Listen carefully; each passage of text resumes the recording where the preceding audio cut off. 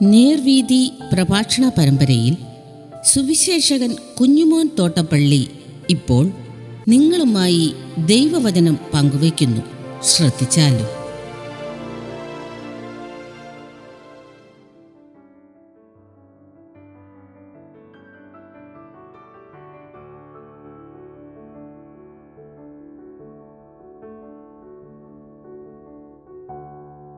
യേശു പഠിപ്പിച്ച പ്രാർത്ഥന. ദൈവനാമത്തിന് മഹത്വമുണ്ടാകട്ടെ. ലൂക്കോസിന്റെ സുവിശേഷം 11-ാം അധ്യായത്തിന്റെ 1-ാം വാക്യം നമുക്ക് വായിക്കാം. അവൻ ഒരു സ്ഥലത്ത് പ്രാർത്ഥിച്ചുകൊണ്ടിരുന്നു. തീർന്ന ശേഷം ശിഷ്യന്മാരിൽ ഒരുത്തൻ അവനോട്, കർത്താവേ, യോഹന്നാൻ തന്റെ ശിഷ്യന്മാരെ പഠിപ്പിച്ചതുപോലെ ഞങ്ങളെയും പ്രാർത്ഥിക്കാൻ പഠിപ്പിക്കണമേ എന്ന് പറഞ്ഞു. ക്രൈസ്തവഗോളത്തിൽ ഏറ്റവും തെറ്റിദ്ധരിക്കപ്പെട്ടിട്ടുള്ള സംഗതികളിൽ ഒന്നാണ് യേശു പഠിപ്പിച്ച പ്രാർത്ഥന. ഇതിനെ ഭൂരിപക്ഷം ആളുകളും പറയുന്നത് കർത്തൃപ്രാർത്ഥന അല്ലെങ്കിൽ യേശുവിൻ്റെ പ്രാർത്ഥന എന്നാണ്. യേശുക്രിസ്തുവിന് ഒരിക്കലും ഇതുപോലെ പ്രാർത്ഥിക്കാൻ സാധിക്കുകയില്ല.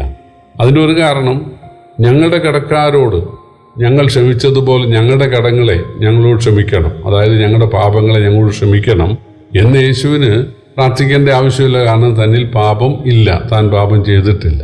അപ്പം ഇത് കർത്തൃപ്രാർത്ഥന അല്ലെങ്കിൽ യേശു പ്രാർത്ഥിച്ച പ്രാർത്ഥനയല്ല. യേശുവിൻ്റെ പ്രാർത്ഥന യോഹന്നാൻ സുവിശേഷം 17-ാം അധ്യായത്തിലുണ്ട്, മഹാപുരോഹിത പ്രാർത്ഥന. ഇത് ശിഷ്യന്മാരുടെ പ്രാർത്ഥനയാണ്, അല്ലെങ്കിൽ യേശു ശിഷ്യന്മാരെ പഠിപ്പിച്ച പ്രാർത്ഥനയാണ്. യേശു ഒരു സ്ഥലത്ത് പ്രാർത്ഥിച്ചുകൊണ്ടിരുന്നു. ഒരുപക്ഷെ അത് വളരെ ദീർഘമായിരുന്നിരിക്കാം. അപ്പോൾ ഒരു ശിഷ്യൻ യേശുവിനോട് പറയുകയാണ്, യോഹന്നാൻ തൻ്റെ ശിഷ്യന്മാരെ പഠിപ്പിച്ചതുപോലെ ഞങ്ങളെയും പ്രാർത്ഥന പഠിപ്പിക്കണമേ, ഞങ്ങളെ പ്രാർത്ഥിക്കാൻ പഠിപ്പിക്കണമേ. അതായത് ഒരു പ്രാർത്ഥന ഞങ്ങൾക്ക് പഠിപ്പിച്ചു തരണമെന്നല്ല, പ്രാർത്ഥിക്കാൻ പഠിപ്പിക്കണം. ഞങ്ങൾക്ക് പ്രാർത്ഥിക്കാൻ കഴിയുന്നില്ല, ഞങ്ങളെ പ്രാർത്ഥിക്കാൻ പ്രാപ്തരാക്കണം. ഇതാണ് ആ ശിഷ്യൻ ഉദ്ദേശിച്ചത്. വാസ്തവം പറഞ്ഞാൽ യേശുക്രിസ്തുവിൻ്റെ ഹൃദയം ഏറ്റവും സന്തോഷിച്ച ഒരു സമയമായിരിക്കാം ഇത്. കാരണം ആ ശിഷ്യൻ പറഞ്ഞത്, കർത്താവെ, ഞങ്ങളെ അത്ഭുതം ചെയ്യാൻ പഠിപ്പിക്കണം, ഞങ്ങളെ രോഗസൗഖ്യം നൽകാൻ പഠിപ്പിക്കണം, ഞങ്ങളെ ഭൂതം പുറത്താക്കാൻ പഠിപ്പിക്കണം, അല്ലെങ്കിൽ ഞങ്ങളെ പ്രസംഗിക്കാൻ പഠിപ്പിക്കണമെന്നായിരുന്നില്ലല്ലോ, പ്രാർത്ഥിക്കാൻ പഠിപ്പിക്കണമെന്നല്ലേ. തീർച്ചയായിട്ടും ഒരു വിശ്വാസിയുടെ ജീവിതത്തിൻ്റെ വിജയത്തിൻ്റെ അടിസ്ഥാനം എന്ന് പറയുന്നത് പ്രാർത്ഥനയാണ്. അതായത് വചനപഠനവും വചനം പഠിപ്പിക്കലും അതുപോലെ ഉള്ള മറ്റെല്ലാ കാര്യങ്ങളും 2-ാം സ്ഥാനത്താണ്. അതായത് അപ്പോസ്തലന്മാർ ആദിമസഭയിൽ പറഞ്ഞത്, ഞങ്ങളോ പ്രാർത്ഥനയിലും വചന ശുശ്രൂഷയിലും ഇട്ടിരിക്കുമെന്നാണ്. അവിടെ 1-ാം സ്ഥാനം പ്രാർത്ഥനയ്ക്കാണ്. അപ്പോൾ യേശുക്രിസ്തു പ്രാർത്ഥനയ്ക്ക് വളരെ സ്ഥാനം നൽകിയിരുന്നു. കാരണം പകൽ അദ്ദേഹം പ്രസംഗിച്ച് നടന്നു, എന്നാൽ രാത്രി കാലങ്ങളിൽ പ്രാർത്ഥനയിൽ സമയം ധാരാളം ചെലവഴിക്കുമായിരുന്നു. ഇവിടെ ഈ ശിഷ്യൻ്റെ ഈ ചോദ്യത്തിന് ഉടൻ തന്നെ വളരെ പോസിറ്റീവായിട്ടുള്ള മറുപടിയാണ് ഉണ്ടായത്. നിങ്ങൾ ഇവണ്ണം പ്രാർത്ഥിപ്പീൻ, നിങ്ങൾ ഇത് പ്രാർത്ഥിപ്പീൻ എന്നല്ല. ചില ആളുകൾ യേശു പഠിപ്പിച്ച ഈ മോഡൽ അങ്ങ് ഉരുവിടുകയാണ്. ഈ മോഡൽ ഉരുവിട്ടിട്ട് ഒരു കാര്യവുമില്ല. ഒന്നാമത്തെ കാര്യം, ഉരുവിടരുത്. ജാതികൾ ചെയ്യുന്നത് പോലെ ജൽപ്പനം ചെയ്യരുതെന്ന് യേശു പറഞ്ഞിരുന്നു. അതുകൊണ്ട് ഇത് ജൽപ്പനം ചെയ്യാൻ തന്നതല്ല, ഉരുവിടാൻ തന്നതല്ല. യേശുവിൻ്റെ അപ്പോസ്തലന്മാരൊക്കെ പ്രാർത്ഥിച്ച കാര്യം വേദപുസ്തകത്തിലുണ്ട്. അത് ഈ വാക്യങ്ങൾ ഉരുവിട്ടതായിട്ടല്ലല്ലോ നമ്മൾ വായിക്കുന്നത്. പല അപ്പോസ്തല പ്രവൃത്തികളിൽ പത്രോസിൻ്റെ പ്രാർത്ഥന കാണാം, ലേഖനങ്ങളിലൊക്കെ പൗലൂസിൻ്റെ പ്രാർത്ഥന കാണാം. അതൊന്നും യേശു പഠിപ്പിച്ച ഈ പ്രാർത്ഥന ഉരുവിട്ടതായിരുന്നില്ല. അത് വളരെ വ്യക്തമായിട്ട് അതിലെ ചില വാചകങ്ങളൊക്കെ നമുക്ക് വായിക്കാനായി സാധിക്കും. അതൊന്നും യേശു പഠിപ്പിച്ച ഈ മോഡൽ ഉരുവിടുകയായിരുന്നില്ല. ഇതൊക്കെ വർഷങ്ങൾക്ക് ശേഷം സഭയിൽ കടന്നുകൂടിയ അനാചാരങ്ങളിൽപ്പെട്ട ഒരു കാര്യമാണ് ഈ ഉരുവിടൽ അല്ലെങ്കിൽ ജൽപ്പനം ചെയ്യൽ.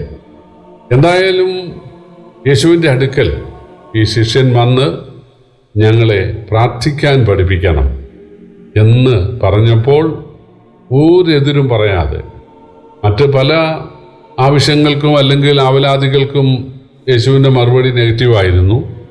എന്നാൽ ഇതിന് വളരെ സന്തോഷത്തോടെ യേശു മറുപടി നൽകുകയാണ്, ഒരു പ്രാർത്ഥനയുടെ മോഡൽ പഠിപ്പിക്കുകയാണ്.